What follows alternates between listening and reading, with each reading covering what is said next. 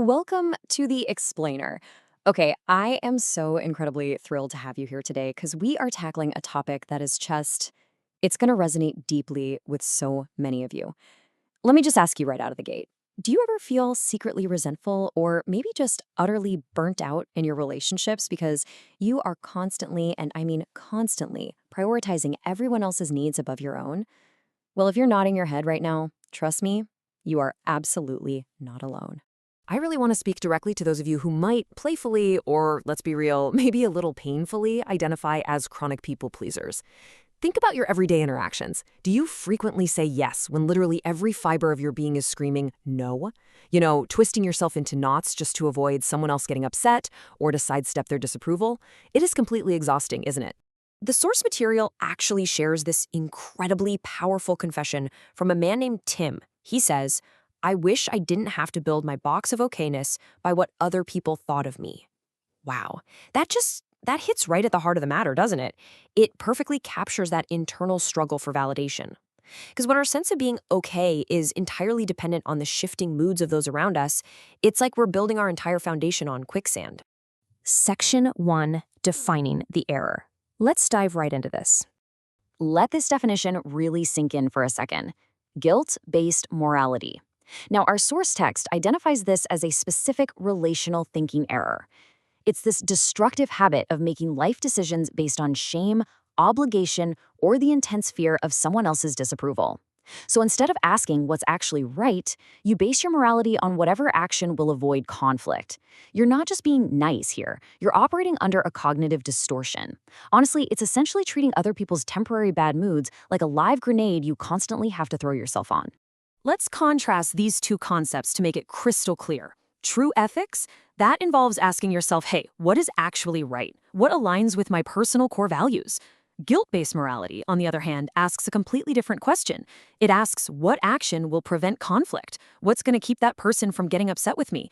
You end up basing your entire moral compass on conflict avoidance, rather than, actual truth or your own personal integrity. Now, moving on to Section 2, grouping the symptoms. What's crucial to understand is that guilt-based morality rarely operates solo. The source text identifies these as companion relational thinking errors. You've got codependency, which is when you attach your own identity to another person's mood. Then there's people-pleasing, where you consistently defer to others to kind of earn safety or love. And of course, conflict avoidance, suppressing your own needs just to smooth things over. And what do they all have in common? Well, they all involve suppressing your authentic self just to maintain this artificial harmony. All right, Section 3, the roots of the error. So where exactly does this all come from, right? We aren't born with a desire to abandon ourselves. The source notes that these errors frequently emerge in people raised in chaotic or emotionally inconsistent environments. As kids, a lot of us had to learn how to survive by basically managing the emotions of the adults around us. We became absolute experts at reading nonverbal cues, walking on eggshells, and just making ourselves indispensable so we could stay safe. And this brings us to a really tragic irony. As the text states, these coping mechanisms, they were once brilliant. They literally protected you. But what began as protection becomes a heavy, heavy burden when carried into adulthood. It gets embedded in you like second nature. I mean, you're out of the chaotic environment now, but your brain is still running the old survival software, turning what used to be a shield into a severe emotional liability. Which leads us to Section 4, the cost of avoidance.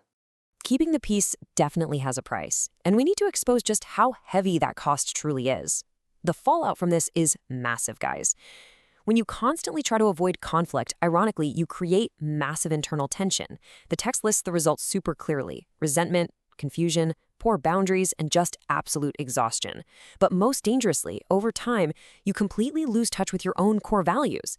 It's like you become a human chameleon just exhausted from constantly changing colors to match the room, with literally no idea who you actually are anymore. So it's time to reframe a major misconception. Society loves to tell us that being nice and endlessly sacrificing ourselves is this huge virtue. But the source text forcefully argues that these relational thinking errors often masquerade as virtues. In reality, they are driven by fear, by shame, and a desperate desire to control outcomes. True virtues are driven by honesty, transparency, and an alignment with your actual values, not a terrified reaction to someone else's mood. Okay, Section 5, Reclaiming Your Core Values. Now for the really good stuff. We've diagnosed the problem, and now we're going to powerfully shift our focus to the cure. The ultimate antidote presented in the text is values clarification. This is simply the process of identifying your core principles. Think of your values like an internal compass. When you actually know what is genuinely important to you, it keeps you from living this inauthentic life dictated by the whims of everybody else. It gives you a true north to follow whenever that pressure to people please inevitably kicks in. Let's map out how this builds into an actionable strategy using the cognitive triangle. Now, this is a foundational concept from cognitive behavioral therapy that's discussed in the text. It maps out how your thoughts influence your feelings, which then dictate your actions. And the real beauty of this triangle is that by interrupting the cycle right at the thought level, by questioning that guilt-based morality, you can literally stop those negative emotions and people-pleasing behaviors right in their tracks. So here is the actionable framework broken down. Step 1, pause. Just stop and recognize when your thoughts are being driven by fear or shame rather than your actual values. Step 2, check your core values. Ask yourself, hey, what kind of person do I want to be in this exact moment? And step 3, choose a value-aligned action. Basically, act on true ethics and honesty rather than some artificial sense of obligation. The crucial point here is beautifully summarized in this single, incredible sentence from the source text. You are not here to keep everyone happy. Let that wash over you for a second. It is incredibly empowering, isn't it? You can officially relieve yourself of the impossible burden of managing the entire world's emotions. It is simply not your job. I really want to drive home the emotional core of this entire explainer with this quote. Real love and connection require honesty, not performance. When you're people-pleasing, you're performing, you are wearing a mask. And you simply cannot be truly loved if you are constantly hiding behind a mask. Genuine relationships, the ones that matter, are built on authentic truth. I want to leave you with a provocative thought to ponder. As you step away from this explainer and head back into your daily life, you have a choice to make. Will you choose the temporary, sometimes sharp discomfort of honesty, or will you continue to choose the soul-crushing, lifelong exhaustion of keeping the peace? The power to reclaim your authenticity is entirely in your hands.